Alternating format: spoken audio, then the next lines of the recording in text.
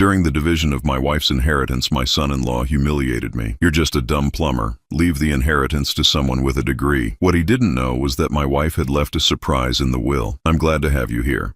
Follow my story until the end and comment the city you're watching from, so I can see how far my story has reached. I've been a plumber for 43 years, fixed thousands of pipes, unclogged countless drains, and never once felt ashamed of honest work. Until that Tuesday morning in Attorney Morrison's office, when my son-in-law Peter made me feel like the lowest creature on earth. Margaret had been gone for 2 weeks. 2 weeks since cancer finally claimed the woman who'd been my everything for 40 years. I was still wearing the same black suit from her funeral, still smelling her lavender perfume on my collar, still hearing her laugh echo in empty rooms. The grief was suffocating, but I thought at least her final wishes would bring some closure. I was wrong. The law office felt cold and sterile, nothing like the warm home Margaret and I had built together. Attorney Morrison, a thin man with wire-rimmed glasses, shuffled through papers while we all sat in uncomfortable silence. My daughter Sarah sat beside Peter, her face blank and distant. She'd barely spoken to me since the funeral, too consumed with her own grief to notice mine. "Let's begin with the reading of Margaret Walsh's last will and testament," Morrison announced, clearing his throat. I straightened in my chair, my calloused hands folded in my lap. Margaret had always handled our finances. She was the smart one, the organized one.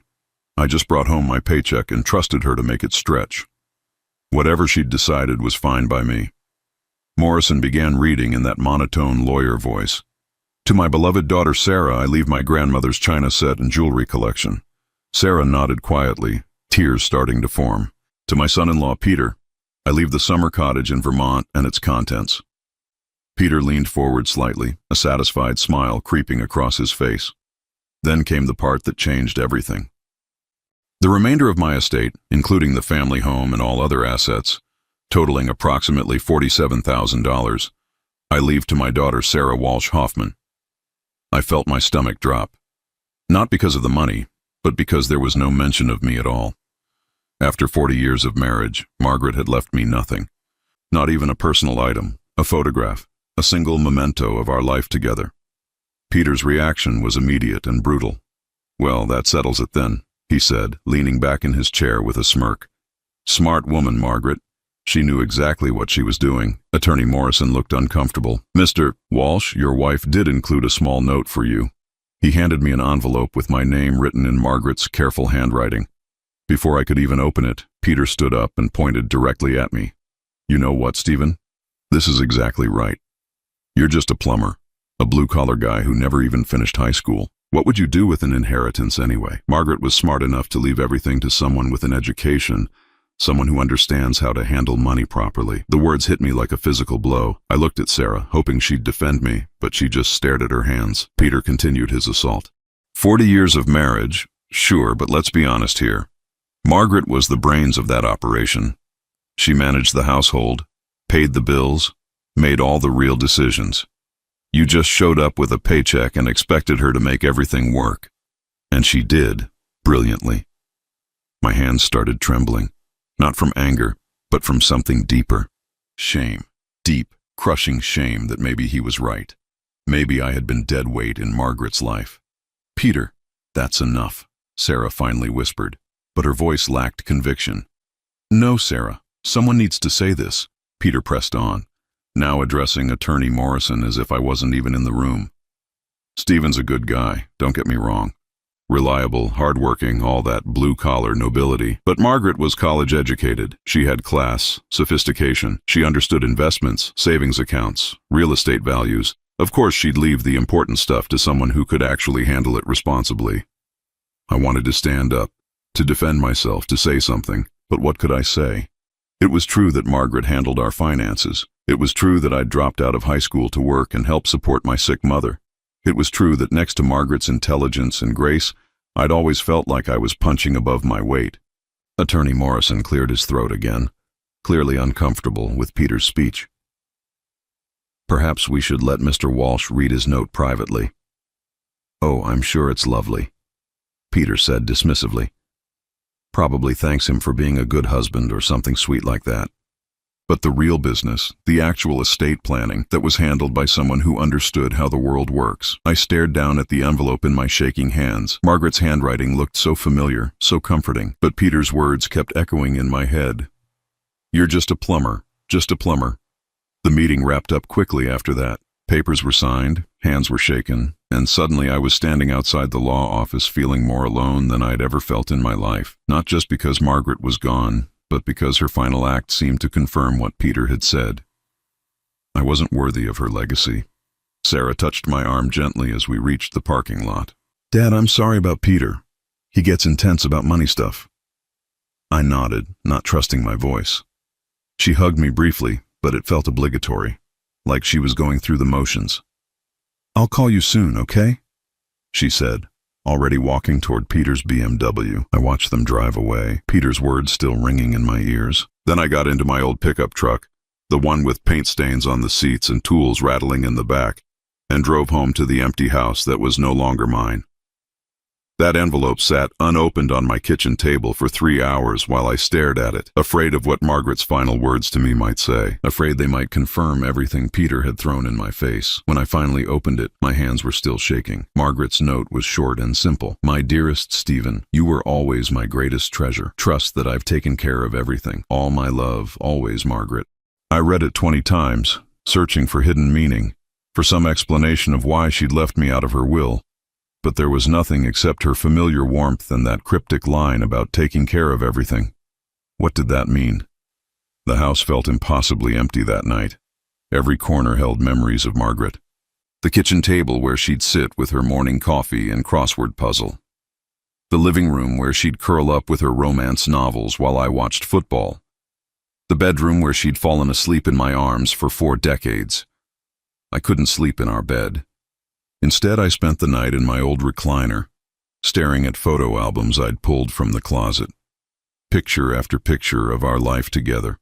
Our wedding day in 1983, Margaret radiant in her simple white dress, me nervous in my borrowed suit. Sarah's birth, graduation, wedding day, vacations to the lake, backyard barbecues, quiet Sunday mornings. In every photo, Margaret was smiling, at me, with me. She never looked like a woman who was embarrassed by her husband or settling for less than she deserved. But maybe Peter was right. Maybe she was just too kind to show her disappointment. I found myself studying the photos differently now, looking for signs I'd missed.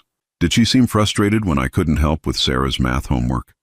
Was there disappointment in her eyes when other husbands talked about their business trips or promotions while I talked about fixing Mrs. Henderson's garbage disposal? The doubt was eating me alive. By morning I was exhausted and raw. The coffee tasted bitter without Margaret there to make it just right. Everything in the house reminded me that I was alone, and according to her will, I was supposed to be packing up and moving out soon. That's when I decided to go through Margaret's personal things. Maybe I'd find some answers, some explanation for why she'd cut me out. Or maybe I just needed to feel close to her again. I started with her jewelry box, running my fingers over the simple pieces I'd given her over the years. Nothing expensive or fancy, just tokens from a working man's love. Her engagement ring, a modest diamond I'd saved 6 months to buy. The pearl necklace from our 10th anniversary. The watch I'd given her when Sarah graduated college. She'd kept every single piece, even the costume jewelry earrings I'd bought her from the drugstore during our early years when money was impossibly tight. If she was embarrassed by my modest gifts, she'd never shown it. Then I moved to her desk, the little writing area by the bedroom window where she paid bills and wrote letters. The drawers were organized perfectly, just like everything else in Margaret's life. Bank statements, utility bills, recipes torn from magazines, birthday cards from Sarah. But in the bottom drawer, I found something unexpected. A small wooden box I'd never seen before, tucked way in the back behind her stationery. Inside were letters, dozens of them, all in Margaret's handwriting. Not letters she'd received, but letters she'd written.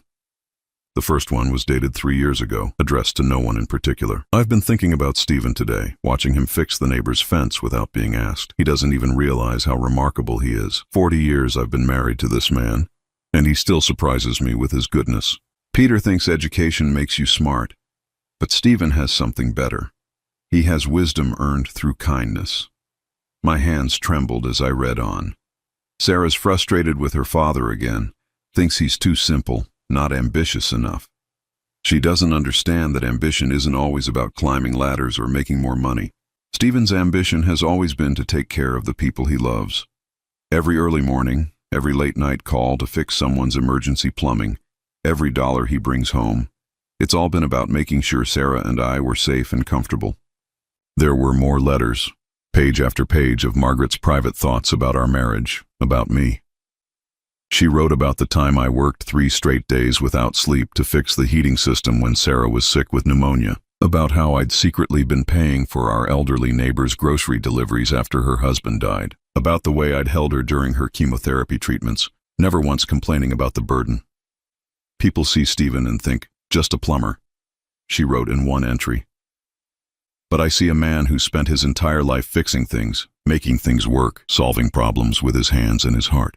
He fixed our leaky roof and our broken dishwasher, but more importantly, he fixed my loneliness and my fears. He built us a life, piece by piece, with nothing but love and determination. I was crying by then, big ugly sobs that shook my whole body. These weren't the words of a woman who was disappointed in her husband. These were love letters to our marriage, private celebrations of a life I'd thought was ordinary. Another letter, dated just 6 months ago. Stephen brought me flowers today, just because it's Tuesday. Grocery store daisies that probably cost $3, and he was so proud of them. Peter would call it cheap, unsophisticated. He doesn't understand that those daisies represent 40 years of Tuesday flowers, Saturday morning pancakes, and goodnight kisses. Stephen never made grand gestures because he was making small, perfect ones every single day. The final letter was dated 2 weeks before she died. I'm scared about leaving Stephen alone. Not because he can't take care of himself, but because he doesn't know how precious he is. The world tells men like my husband that they don't matter, that they're not important because they work with their hands instead of pushing papers. But Stephen matters. He's the best man I've ever known, and I hope someday he'll see himself the way I see him. I sat there surrounded by 40 years of memories and Margaret's secret love letters to our life together, finally understanding something important. Margaret hadn't been disappointed in me. She'd been protecting me, celebrating me, treasuring me in ways I'd never known. But that still didn't explain the will. If she felt this way about me, why leave me with nothing? Why give everything to Sarah and Peter? I was about to close the box when I noticed something else at the bottom. A small brass key with a number etched into it, 247. Attached was a note in Margaret's handwriting. First National Bank safety deposit box. For Stephen. When the time is right. My heart started pounding. Margaret had a safety deposit box I'd never known about. Suddenly, her note made sense. Trust that I've taken care of everything. Maybe she had. I didn't sleep that night. The brass key sat on my nightstand, catching moonlight like some kind of beacon. Margaret's love letters were spread across the bed where she used to sleep, and I kept rereading them, trying to piece together what she might have been planning. By 6 a.m., I was dressed and waiting in my truck outside First National Bank. The morning was crisp, with that October chill that reminded me winter was coming. I'd always hated this time of year since Margaret got sick. Too many memories of doctor visits and bad news delivered in sterile rooms. When the bank finally opened at 9, I was the first person through the doors. My hands were sweating as I approached the customer service desk, the small key burning a hole in my pocket. I need to access a safety deposit box, I told the young woman behind the counter. Box 247. She asked for identification and had me sign several forms. My signature looked shaky, nothing like the confident scrawl I'd used to sign work orders for 40 years. Everything felt different now, uncertain. Box 247 is registered under Margaret Walsh, the woman said, checking her computer. Are you an authorized user? My heart sank. She was my wife. She passed away 2 weeks ago. The woman's expression softened. I'm so sorry for your loss. Let me get my supervisor. 20 minutes later, after showing Margaret's death certificate and our marriage license, I was finally led into the safety deposit box room. The supervisor, a middle-aged man named Mr. Chen, inserted his key alongside mine. Mrs. Walsh was a lovely woman, he said as we walked to box 247. She came in regularly, always very particular about her business. Regularly? I asked. Margaret had never mentioned coming to the bank for anything other than routine deposits. Oh yes, at least once a month for the past 15 years or so. Always very organized. Always knew exactly what she needed. The box was larger than I'd expected, about the size of a briefcase. Mr. Chen left me alone in the small viewing room with my hands trembling as I lifted the lid. Inside were dozens of files, each one labeled in Margaret's neat handwriting. Stock certificates, investment account statements, bond receipts, real estate documents. I pulled out the first file and nearly dropped it. Consolidated Edison stock, purchased 1985. Current value, $47,000. I grabbed another file. Microsoft stock, purchased 1986. Current value, $123,000.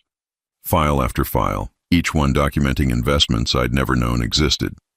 There were utility stocks, blue-chip companies, government bonds, even some tech stocks from companies I'd barely heard of. Each purchase was modest, usually between $200 and $500, but the dates went back decades. At the bottom of the box was a thick manila envelope labeled for Stephen. Inside was a letter in Margaret's handwriting, along with what looked like account summaries from 3 different investment firms. "My dearest Stephen," the letter began, "if you're reading this, then you found my little secret. I hope you're not angry with me for keeping this from you all these years." I wasn't angry. I was stunned. "Do you remember how you used to give me your entire paycheck every Friday? You'd hand it over with that proud smile, trusting me completely to handle everything. You never asked questions, never demanded an accounting, never doubted that I'd make it work somehow. That trust meant everything to me." My throat was getting tight. I remembered those Friday nights, coming home dirty and tired, handing over my pay with the satisfaction of a man who'd provided for his family. "What you didn't know was that I was taking a little bit from each check and investing it. Nothing you'd miss, just $20 or $30 here and there. At first, it was just for emergencies, but then I started learning about the stock market, about long-term investments. I got good at it, Stephen. Really good. I looked at the account summaries she'd included. The numbers were staggering. Margaret had taken my modest plumber's salary and turned it into something extraordinary. I never told you because I wanted it to be a surprise. Our retirement fund, our security blanket, our ticket to all those trips we talked about taking someday. I was going to tell you on our 45th anniversary, make a big production of it, show you how those small sacrifices you made, those extra hours you worked, had grown into something beautiful. I was crying again, but this time it wasn't from sadness. It was amazement, gratitude, and a kind of awe at the woman I'd been married to for 40 years. But then I got sick, and priorities changed. I realized this money wasn't really mine to give away in a traditional will. It came from your work, your trust, your Friday paychecks. It belongs to you, Stephen. All of it. The letter explained that the formal will had been deliberately simple, leaving only the house and basic assets to Sarah. The real estate, the investments, the accumulated wealth from decades of careful planning, all of that was held in accounts that would transfer automatically to me as the designated beneficiary. I didn't want Peter's greedy hands anywhere near this money, Margaret continued. I've watched him look at you like you're somehow less than him, and it makes me furious. He has no idea what real wealth looks like. It's not about degrees or fancy jobs, Stephen. It's about character, loyalty, and the kind of steady love you've given me every day for 40 years. I set the letter down and picked up the account summaries again, trying to make sense of the numbers. There were 3 different investment accounts, each one showing a current balance that made my head spin. Account 1, $847,000. Account 2, $1,240,000. Account 3, $923,000. I had to read the numbers 3 times before they registered. Margaret had turned 40 years of my modest paychecks into over $3 million. $3 million that she'd managed to accumulate without me ever suspecting, without ever touching our day-to-day expenses or compromising our quality of life. I was still staring at the papers when my phone rang. Peter's name appeared on the screen, and something made me answer. "Stephen, where are you?" His voice was sharp, demanding. "Sarah said you were supposed to start packing up the house today." "I'm at the bank," I said quietly. "The bank? Why? Please tell me you're not trying to contest Margaret's will or something desperate like that." I almost laughed. "No, Peter, I'm not contesting anything." "Good, because that would be embarrassing for everyone involved. Look, Sarah feels bad about yesterday, so we want to help you find a nice little apartment somewhere. Nothing fancy, but clean and affordable. We're thinking maybe one of those senior living places where you won't have to worry about maintenance." The condescension in his voice was staggering. Here I was, sitting in a bank vault, surrounded by evidence of wealth he couldn't imagine, and he was talking to me like I was some charity case. That's very thoughtful of you, Peter. It's the right thing to do. Margaret would want us to take care of you. And listen, I know yesterday was hard, but you have to understand that emotional decisions about money never work out well. Margaret was smart to leave the real assets to people who understand finance. I looked down at the investment statements in my hands. Margaret had understood finance better than Peter ever would. Stephen, are you still there? I'm here. So we'll start looking at apartments for you this weekend. Nothing to worry about. We'll handle all the details. Actually, Peter, I said, standing up and gathering Margaret's files, I think I can handle my own arrangements. The confidence in my own voice surprised me. I spent the rest of that day at the kitchen table, surrounded by Margaret's investment files like an accountant preparing for the world's most important audit. Every document told a story I'd never known about my wife, revealing a financial genius who'd been hiding in plain sight for 40 years. The earliest investments dated back to 1984, just a year after we were married. Margaret had taken $200 from my paycheck and bought shares in a small company called Waste Management. I remembered that year clearly. We were living in our first apartment, barely scraping by, and somehow Margaret was finding money to invest. She'd been strategic about it, focusing on companies that provided basic services, utilities, waste disposal, telecommunications. People will always need lights and phones, she'd written in margin notes. She was right. Those boring, practical stocks had grown steadily for decades, but it wasn't just the money that amazed me. It was the meticulous record-keeping, the research notes, the careful planning. Margaret had turned investing into a science, tracking every purchase, monitoring market trends, reinvesting dividends with mathematical precision. In 1987, she'd written a note to herself. Stephen worked overtime for 3 weeks straight to pay for Sarah's school clothes, added $400 to the emergency fund, and bought more utility stocks. He worked so hard for us. The comment hit me hard.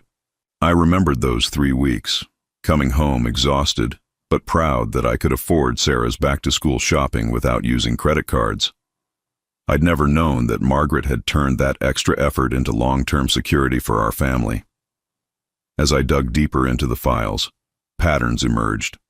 Margaret had been incredibly disciplined, investing consistently regardless of market conditions. During the 1987 crash, instead of panicking, she'd bought more stocks at reduced prices. During the dot-com boom, she'd avoided speculative investments, sticking with solid companies.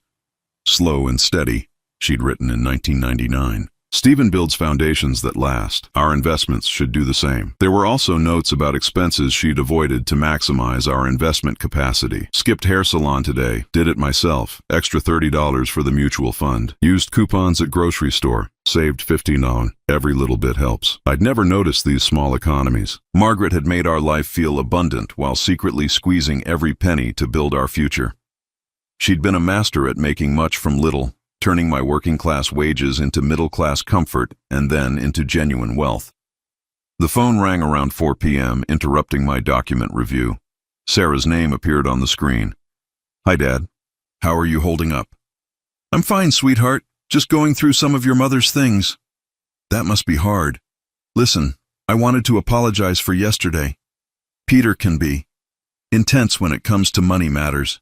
He didn't mean to hurt your feelings. I almost told her about the investments right then, but something held me back. Maybe it was the way she said, hurt your feelings, like I was an oversensitive child who'd misunderstood an adult conversation. It's okay, Sarah. I understand. Good, because we want to help you through this transition. Peter found some really nice senior communities with reasonable rent. Places where you could make friends with people your own age. People my own age, like I was being put out to pasture. That's thoughtful, but I'm not sure I'm ready to move yet. Dad, you can't stay in that big house by yourself. It's not practical. The mortgage payments alone. The house is paid off, Sarah. I know, but there's still property taxes, utilities, maintenance. On your Social Security, it just doesn't make sense. I wanted to tell her that my Social Security was just pocket money now, that Margaret had ensured I'd never have to worry about money again. But something in her tone stopped me. She sounded just like Peter, talking about what made sense for my limited means. I'll think about it, I said. After we hung up, I continued reading Margaret's files. There was a section labeled Future Plans that made my chest tight with grief and amazement.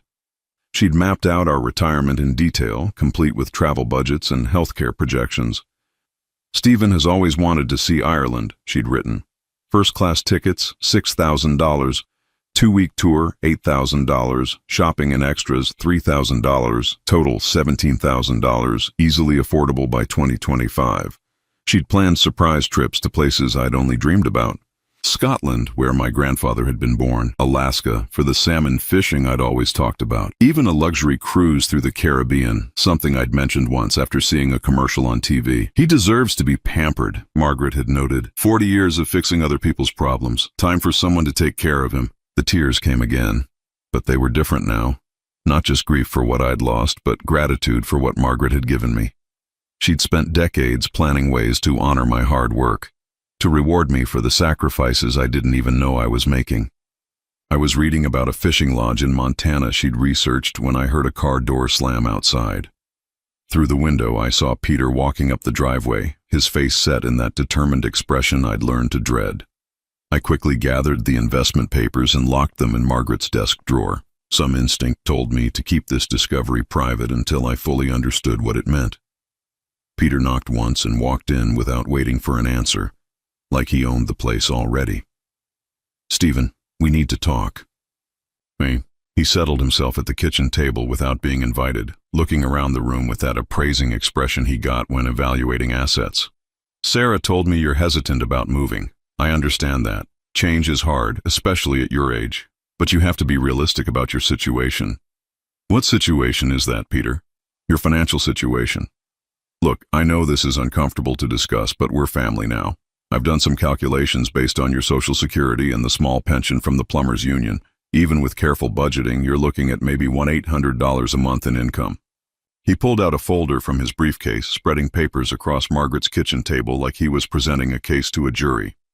"Property taxes on this house are $3,200 a year. Utilities run about $200 monthly. Insurance, maintenance, unexpected repairs. You're looking at expenses that far exceed your income. It's just math, Stephen." I watched him arrange his calculations, his voice taking on that patient tone people use when explaining simple concepts to children. "Now, if we sell the house, after paying off the remaining expenses and settling the estate, you should clear about $45,000. Invested conservatively, that could supplement your monthly income by maybe $200. Combined with Social Security, you'd have enough for a modest apartment and basic living expenses." He sat back, satisfied with his presentation. "It's not glamorous, but it's realistic, and Sarah and I would help out with emergencies, of course." I looked at this man, who'd just spent 10 minutes planning my life based on numbers that represented a fraction of what Margaret had actually left me. He'd reduced me to a charity case without ever asking what I might want or need. "That's very thorough, Peter. I believe in being practical." Margaret was the same way, which is why she made the financial decisions she did. She knew you'd need guidance during this transition. The irony was staggering. Margaret had made financial decisions all right.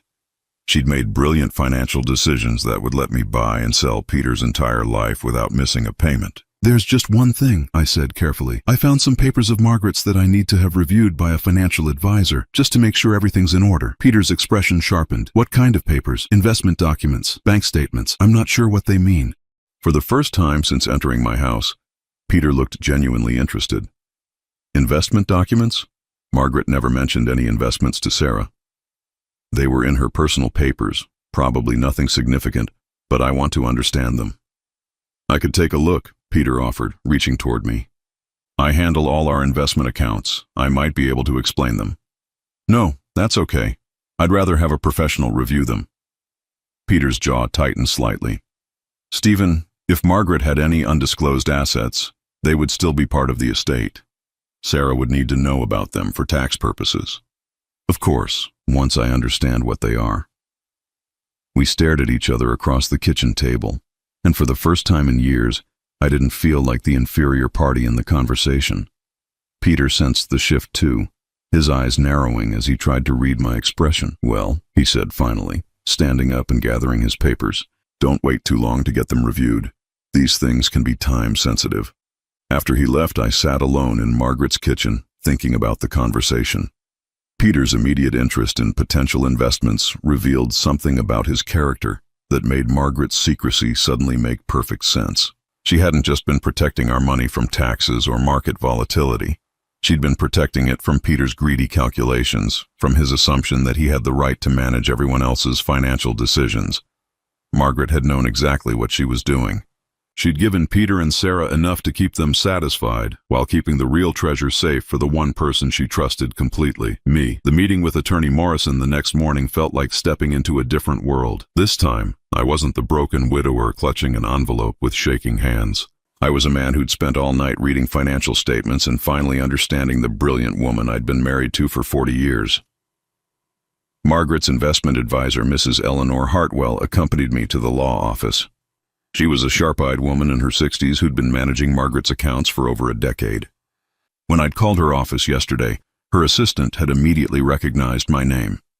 "Mr. Walsh, Mrs. Walsh spoke of you often," she'd said when we met. "She was incredibly proud of your work ethic and integrity. She used to say you were the most honest man she'd ever known." Now, sitting in Morrison's office again, I felt different. The same leather chairs, the same sterile atmosphere. But I wasn't the same man who'd been humiliated here 3 days ago. Peter and Sarah arrived exactly on time, Peter carrying his usual briefcase and wearing that self-satisfied expression he got when he thought he was the smartest person in the room. Sarah looked tired, probably worn down by Peter's excitement about potential hidden assets. "Stephen," Peter said, settling into his chair with authority, "I hope you've brought those investment documents." Sarah and I spent half the night discussing the tax implications of undisclosed assets. Attorney Morrison cleared his throat. "Actually, Mr. Hoffman, I've asked Mrs. Hartwell to join us today. She was Mrs. Walsh's investment advisor and can explain the financial arrangements better than I can." Peter's eyebrows shot up. "Investment advisor? Margaret had an investment advisor?" Mrs. Hartwell opened her briefcase with the crisp efficiency of someone who'd been handling complex financial affairs for decades. "Mrs. Walsh was one of my most successful clients. She began working with our firm in 1995 and built a remarkable portfolio over the years."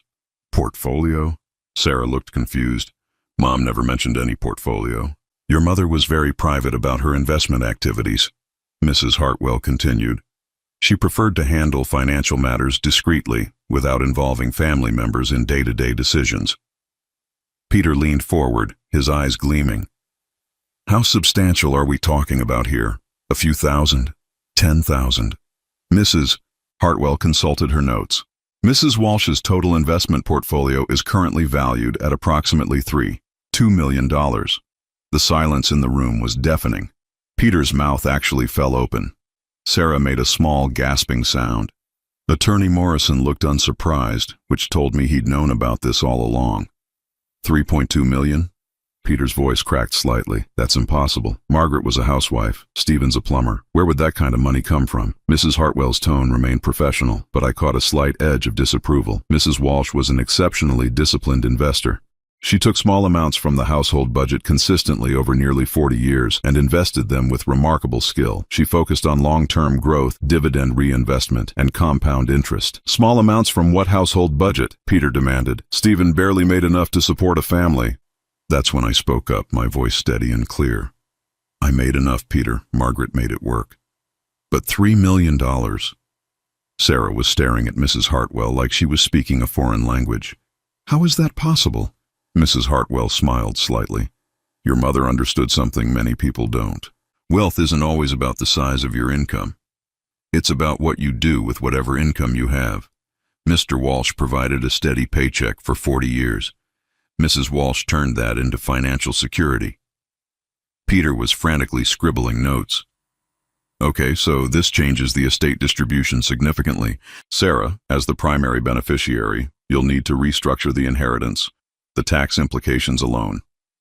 "Actually," Attorney Morrison interrupted, "the investment accounts are not part of the estate distribution we discussed yesterday." Peter's head snapped up. "What do you mean?" "The accounts have designated beneficiaries that supersede the will. Mrs. Walsh set up the beneficiary designations years ago." I watched Peter's face as the implications sank in. His confident expression was cracking, replaced by something closer to panic. "And the beneficiary is?" he asked, though his tone suggested he already suspected the answer. Mrs. Hartwell consulted her paperwork. "Mr. Stephen Walsh is the sole beneficiary of all investment accounts. life insurance policies, and associated assets. The explosion was immediate. That's ridiculous. Peter shot to his feet. Stephen doesn't even understand basic finances. Margaret must have made a mistake or been confused, or Mr. Hoffman. Mrs. Hartwell's voice was ice cold. Mrs. Walsh was neither confused nor mistaken. She reviewed and confirmed these designations annually. Her instructions were very specific. Sarah looked stunned. Dad, did you know about this? I shook my head. I found some documents yesterday and called Mrs. Hartwell to help me understand them. This is all news to me too. But that wasn't entirely true. Reading Margaret's letters had prepared me for something like this. She'd loved me, valued me, planned for me in ways I'd never imagined. Peter was pacing now, his lawyer brain working overtime. There has to be a way to contest this. Undue influence, mental incapacity, something. Sarah, your mother left you the house and basic assets, but this represents the bulk of the actual wealth. The house is worth about $200,000, Attorney Morrison noted. Plus the contents and the Vermont cottage. The total inheritance outlined in the will comes to approximately $250,000. Compared to over $3 million in investments, Peter said bitterly. It doesn't make sense. That's when Mrs. Hartwell pulled out another document.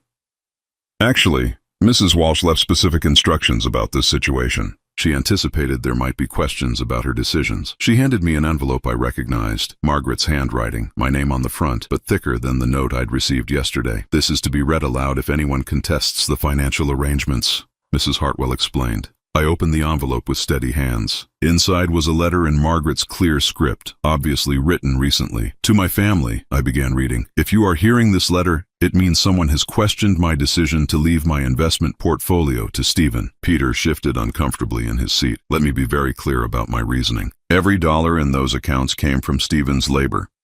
He gave me his paycheck every Friday for 40 years, trusting me completely to manage our household finances. He never questioned, never demanded an accounting, never doubted my decisions. Sarah was listening intently, her face a mixture of surprise and growing understanding. I took small amounts from each paycheck and invested them.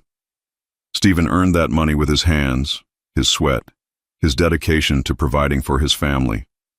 The fact that I was able to grow it into something substantial doesn't change where it came from. I paused, looking at Peter, whose face was growing redder with each sentence. Peter has often made comments about Stephen's lack of formal education, as if a college degree determines a person's worth. What Peter doesn't understand is that Stephen has something more valuable than education. He has character, loyalty, and the kind of steady integrity that builds real wealth over time. Peter was staring at the table now, unable to meet anyone's eyes. Sarah, you received the house and physical assets because those represent our family home, the place where you grew up. That inheritance is about memories and legacy. The investment money is about security and future, and it belongs to the man who made it possible. I looked up at my daughter, who had tears in her eyes. Stephen has never asked for recognition or reward. He worked overtime without complaining, fixed everyone's problems without charging them, and gave me 40 years of unwavering support. If anyone has earned the right to financial security, it's him. The letter concluded with vintage Margaret practicality. Peter, if you're thinking about contesting this, please remember that I chose an investment advisor with 40 years of experience in estate law. Everything has been structured to be legally unbreakable. Save yourself the legal fees. When I finished reading, the office was completely silent. Sarah was crying quietly. Peter looked like he'd been punched in the stomach. Attorney Morrison was making notes with professional detachment. Mrs. Hartwell gathered her papers efficiently. Mr.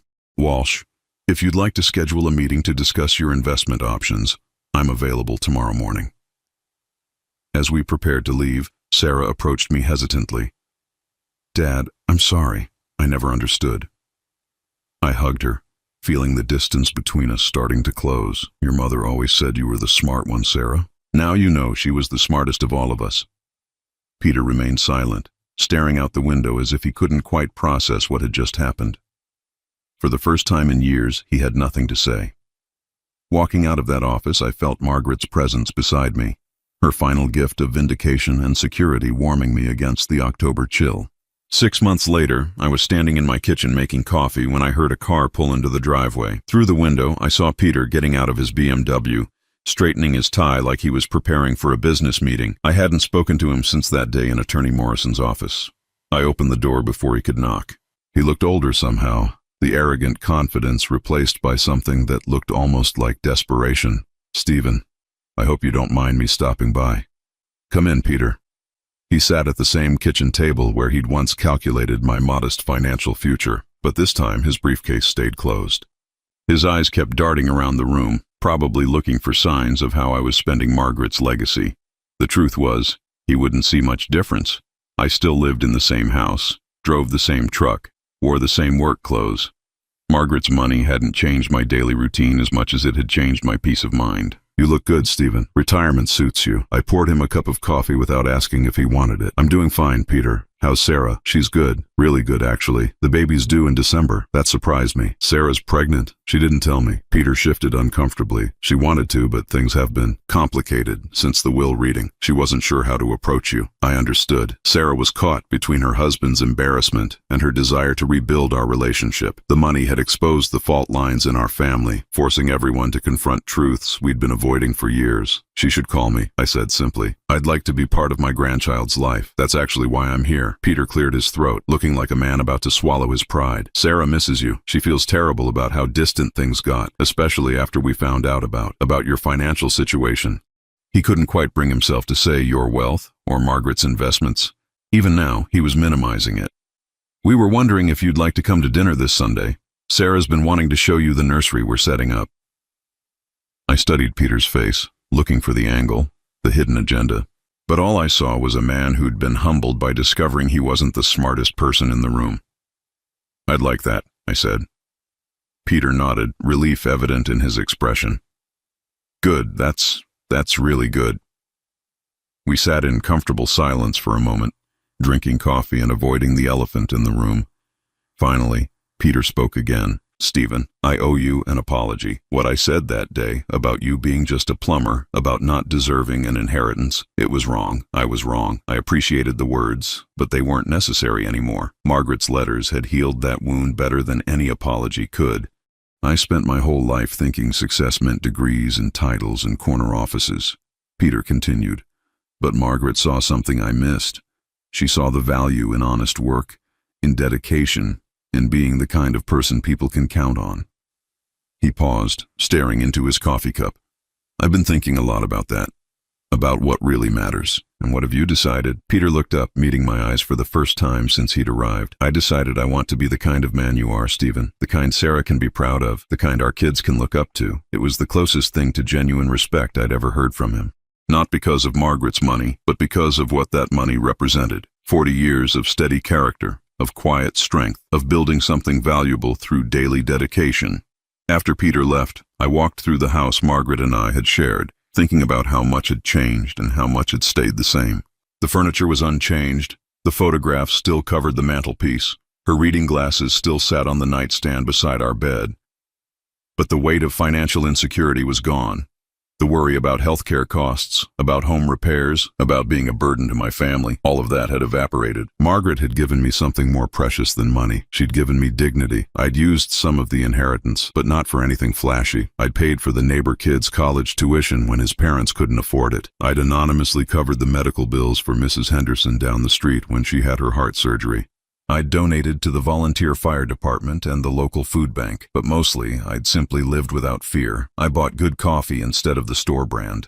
I hired someone to clean the gutters instead of risking a fall at my age. I subscribed to the premium cable package and watched all the baseball games I wanted. Small luxuries that represented something larger, the freedom to live without constantly calculating the cost of everything. That evening I was reading in Margaret's chair when the phone rang. Sarah's name appeared on the screen. "Hi, Dad. Peter said he talked to you today." "He did. Congratulations on the baby, sweetheart." "Thanks. I'm sorry I didn't tell you sooner. Things have been so weird since Mom died, and then finding out about the money. I didn't know how to act around you." I understood her confusion. Money changes relationships, even when you don't want it to. People suddenly see you differently, treat you differently, expect different things from you. "You don't need to act any way around me, Sarah. I'm still your father." "I know, but Peter felt so stupid about the things he said, and I realized I'd been treating you like you were some kind of charity case too. God, Dad, I'm so sorry. There's nothing to apologize for. Your mother and I chose not to discuss our finances with you. How could you have known? But I should have defended you better. When Peter was talking about senior housing and budgets and all that patronizing stuff, I should have stood up for you. Sarah's voice was thick with regret, and I felt the last barrier between us crumbling. Your mother defended me, sweetheart, every day for 40 years, in ways I'm still discovering. That's enough. We talked for another hour, about the baby, about names they were considering, about how she wanted to raise her children with the values Margaret had taught her. When we finally hung up, I felt like I had my daughter back. Later that night, I sat on the back porch with a glass of wine, watching the stars emerge in the clear October sky. Margaret had always loved this time of evening, when the day's work was done and the world grew quiet.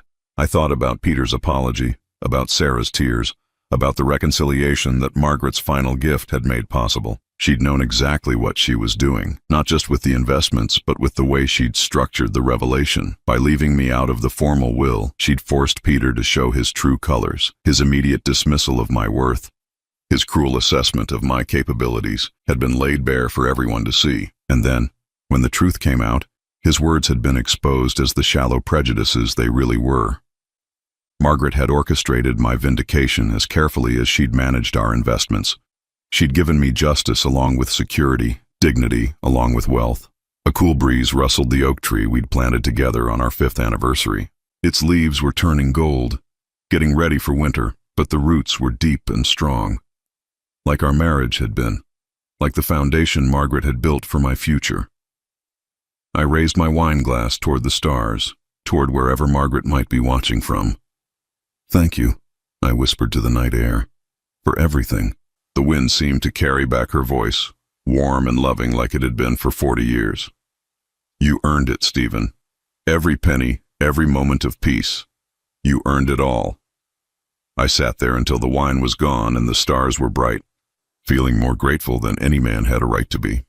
Tomorrow I'd call Sarah about Sunday dinner. Tomorrow I'd continue living the life Margaret had made possible.